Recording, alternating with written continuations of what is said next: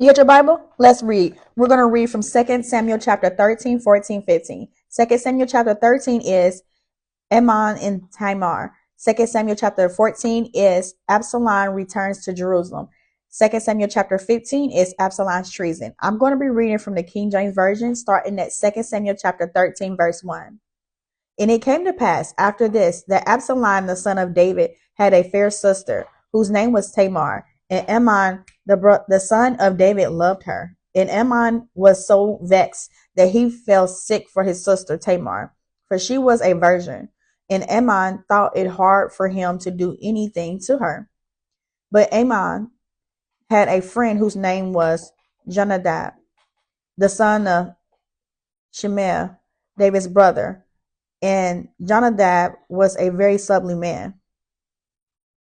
And he said unto him, Why art thou, being the king's son, lean from day to day? Wilt thou not tell me? And Amnon said unto him, I love Tamar, my brother Absalom's sister. And Jonadab said unto him, Lay thee down on thy bed, and make thyself sick.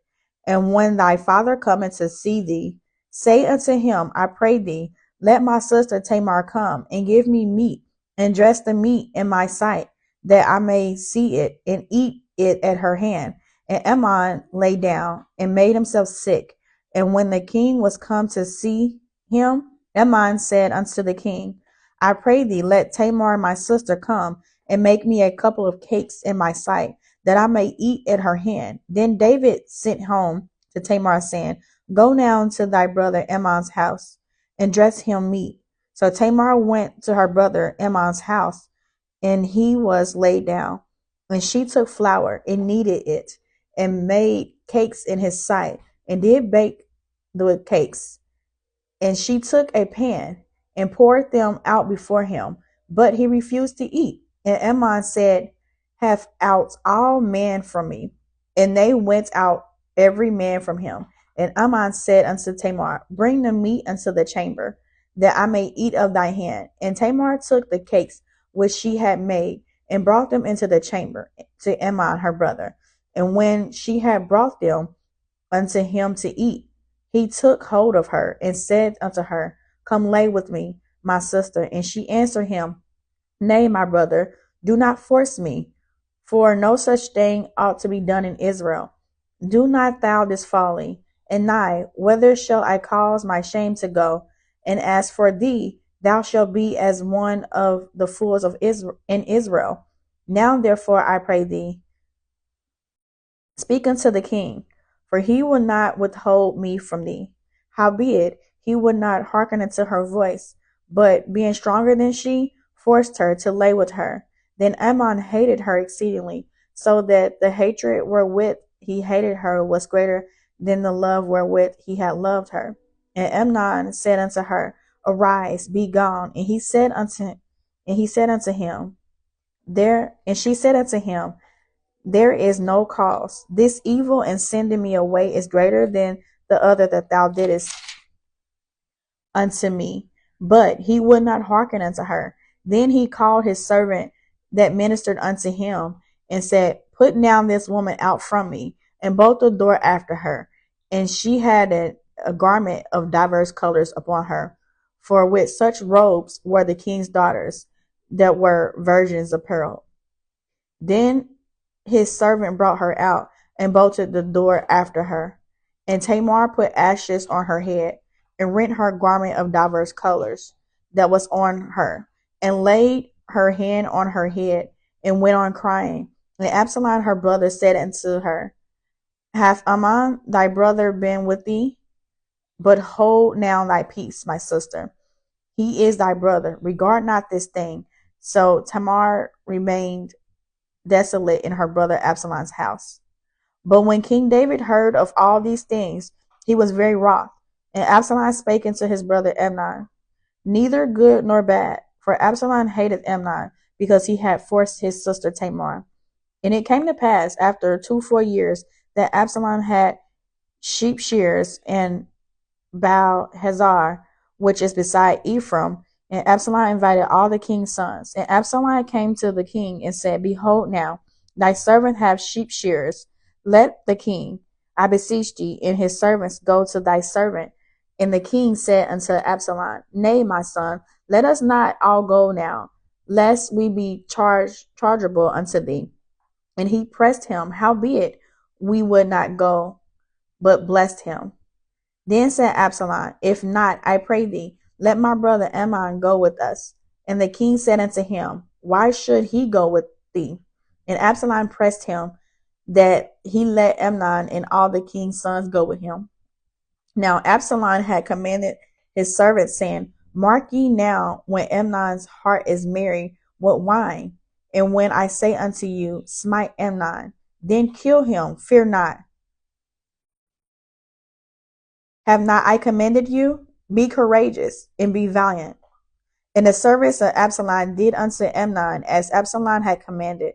Then all the king's sons arose, and every man got him up upon his mule and fled. And it came to pass, while they were in the way, the tidings came to David, saying, Absalom hath slain all the king's sons, and there is not one of them left. Then the king arose and tare his garments, and lay on the earth, and all his servants stood by their clothes rent. And Jonadab, the son of Shemel, David's brother, answered and said, Let not my lord suppose that they have slain all the young men, the king's sons, for Amnon only is dead. For by the appointment of Absalom, this hath been determined from the day that he forced his sister Tamar. Now therefore let not my lord the king take the thing to his heart, to think that all the king's sons are dead, for Amnon only is dead. But Absalom fled, and the young man that kept the watch lifted up his eyes and looked, and behold, there came much people by the way of the hill side behind him. And Jonadab said unto the king, Behold, the king's sons come. As the servant said, so it is. And it came to pass, as soon as he had made an end of speaking, that behold, the king's sons came and lifted up their voice and wept. And the king also and all his servants wept very sore. But Absalom fled and went to Tamar, the son of Ammihud, king of Geshur. And David mourned for his son every day. So Absalom fled and went to Geshur, and was there 3 years. And the soul of King David longed to go forth unto Absalom, for he was comforted concerning Amnon, seeing he was dead. I'm reading now 2 Samuel chapter 14. Now Joab, the son of Josiah, perceived that the king's heart was toward Absalom. And Joab sent to Tekoa, and fetched thence a wise woman, and said unto her, I pray thee, finish thyself to be a mourner, and put on now mourning apparel, and anoint not thyself with oil, but be as a woman that had a long time mourned for the dead, and come to the king, and speak on this matter unto him. So Joab put the words in her mouth. And when the woman of Tekoa spake to the king, she fell on her face to the ground and did obeisances, and said, Help, O king. And the king said unto her, What aileth thee? And she answered, I am indeed a widow woman, and my husband is dead. And thy handmaid had 2 sons, and they 2 strolled together in the field, and there was none to part them. But the one smote the other and slew him. And behold, the whole family is risen against thy handmaid. And they said, Deliver him the smote his brother, that we may kill him, for the life of his brother whom he slew. And we will deliver the heir also. And so they shall quench the coal which is left, and shall not leave to my husband neither name nor remainder upon the earth. And the king said unto the woman, Go to thine house, and I will give charge concerning thee. And the woman of Tekoa said unto the king, My lord, O king, the iniquity be on me and on my father's house, and the king and his throne be guiltless. And the king said, Whosoever saith aught unto thee, bring him to me, and he shall not touch thee any more. Then she said, I pray thee, let the king remember the Lord thy God, that thou wouldest not suffer the revengers of blood to destroy any more, lest they destroy my son. And he said, As the Lord liveth, there shall not one hair on thy son fall to the earth. Then the woman said, Let thine handmaid, I pray thee, speak one word unto my lord the king. And he said, Say on. And the woman said, Wherefore then hast thou thought such a thing against the people of God? For the king doeth speak this thing as one which is faulty, in that the king doeth not fetch home again his banished. For we must needs die, and are as water split on the ground, which cannot be gathered up. Neither doeth God respect any person, yet doeth he devise means that his banished be not expelled from him.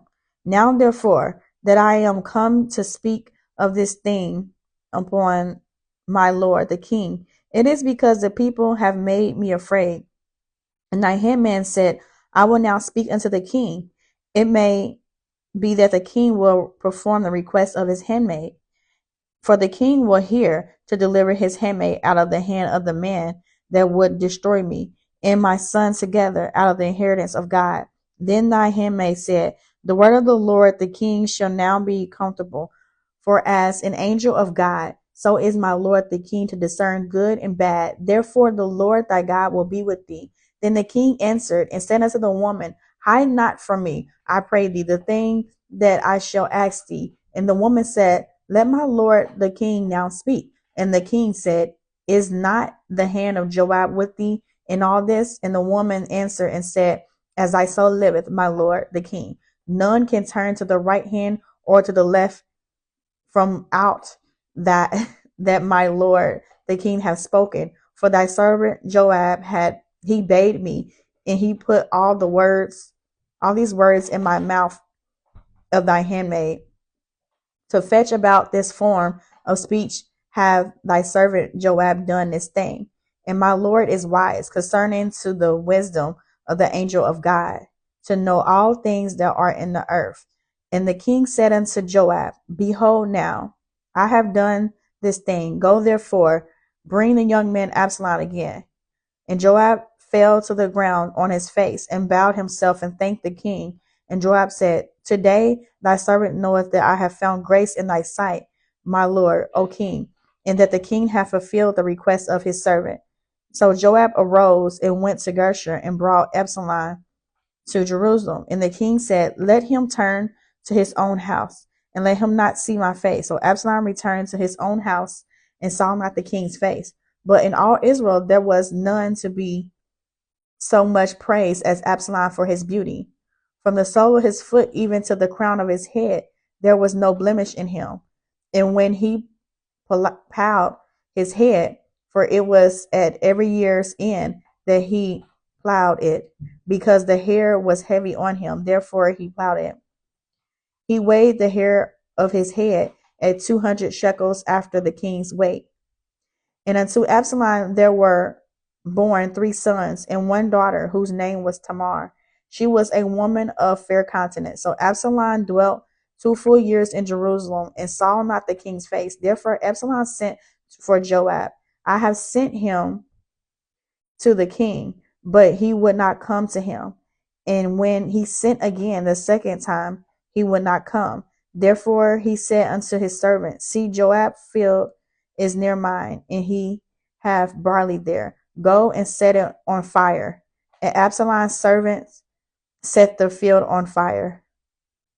Then Joab arose and came to Absalom to his house, and said unto him, Wherefore have thy servants set my field on fire? And Absalom answered Joab, Behold, I sent unto thee, saying, Come hither, that I may send thee to the king to say, Wherefore am I come from Geshur? It had been good for me to have been there still. Now therefore let me see the king's face, and if there be any iniquity in me, let him kill me. So Joab came to the king and told him. And when he had called for Absalom, he came to the king and bowed himself on his face to the ground before the king. And the king kissed Absalom. I'm reading 2 Samuel now, chapter 15. And it came to pass after this that Absalom prepared him chariots and horses, and 50 men to run before him. And Absalom rose up early and stood beside the way of the gate. And it was so that when any man that had a controversy came to the king for judgment, then Absalom called unto him and said, Of what city art thou? And he said, Thy servant is of one of the tribes of Israel. And Absalom said unto him, See, thy matters are good and right, but there is no man deputy of the king to hear thee. Absalom said moreover, Oh, that I were made judge in the land, that every man which hath any suit or cause might come unto me, and I would do him justice. And it was so that when any man came nigh to him to do him obeisances, he put forth his hand and took him and kissed him.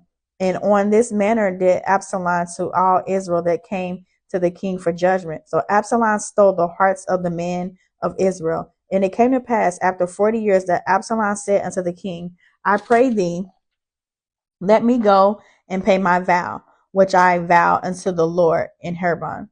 For thy servant vowed a vow while I abode in Geshur in Syria, saying, If the Lord shall bring me again indeed to Jerusalem, then I will serve the Lord. And the king said unto him, Go in peace. So he rose and went to Hebron. But Absalom sent spies throughout all the tribes of Israel, saying, As soon as ye hear the sound of the trumpet, then ye shall say, Absalom reigneth in Hebron.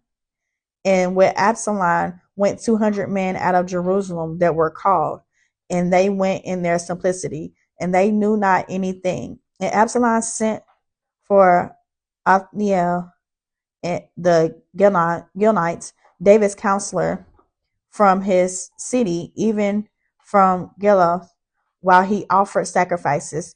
And the conspiracy was strong, for the people increased continually with Absalom.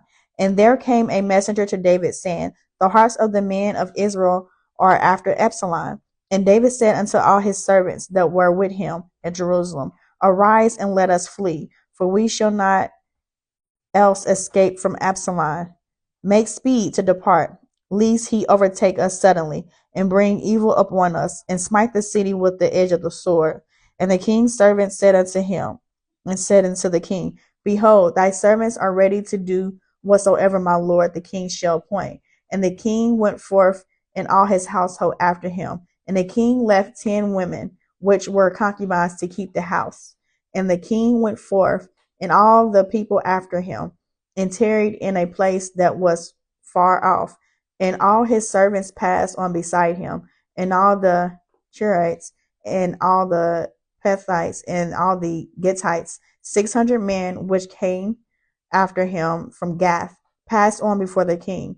Then said the king to Athal the Gittite, Wherefore goest thou also with us? Return to thy place, and abide with the king, for thou art a stranger, and also an exile, whereas thou camest but yesterday. Should I this day make thee go up and down with us? Seeing I go whither I may, return thou, and take back thy brother. Mercy and truth be with thee.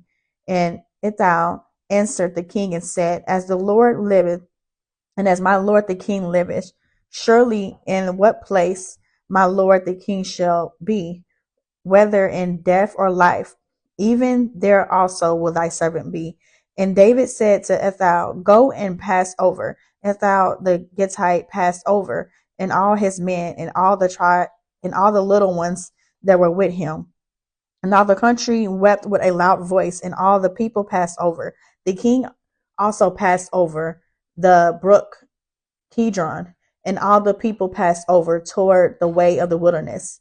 And lo, Zadok also, and all the Levites were with him, bearing the ark of the covenant of God. And they set down the ark of God, and Abiathar went up until all the people had done passing out of the city. And the king said unto Zadok, Carry back the ark of God into the city.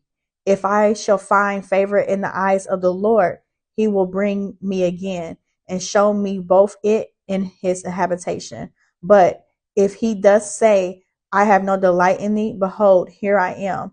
Let him do to me as seemeth good unto him. The king said also unto Zadok the priest, Art not thou a seer? Return into the city in peace, and your two sons with you, Asmath thy son, and Jonathan the son of Abiathar. See, I will tarry in the plain of the wilderness until there come word from you to certify me. Zadok therefore and Abiathar carried the ark of God again to Jerusalem, and they tarried there. And David went up by the ascent of Mount Olivet, and wept as he went up, and had his head covered, and he went barefoot, and all the people that was with him covered every man his head, and they went up, weeping as they went up. And one told David, saying, Aphiel is among the conspirators, and Absalom with Absalom. And David said, O Lord, I pray thee, turn the counsel of Othniel into foolishness. And it came to pass that when David was come to the top of the mount where he worshipped God, behold, Asul the Archet came to meet him with his coat rent and earth upon his head. Unto whom David said, If thou passest on with me, then thou shalt be a burden unto me. But if thou return to the city and say unto Absalom, I will be thy servant, O king, as I have been thy father's servant hereto, so will I now also be thy servant. Then mayest thou for me defeat the counsel of Othniel.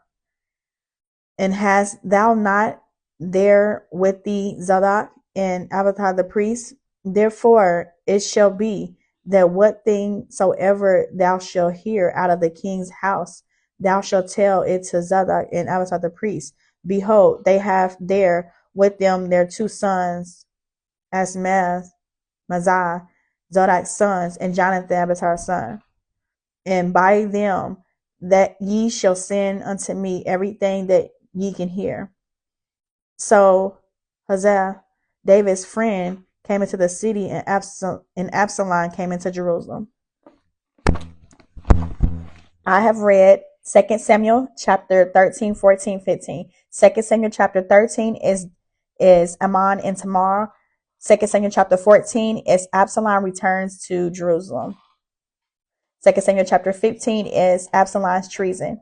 I plan to read by the grace of God 3 to 4 chapters daily, reading 366 days out of the year. You can follow me on social media platforms. On Facebook, it is MIN, abbreviated, Chiffon. On TikTok, Instagram, and YouTube, it is Minister Chiffon. By the grace of God, I'll be back tomorrow to read 2 Samuel chapter 16, 17, 18. All right, Minister Chiffon out.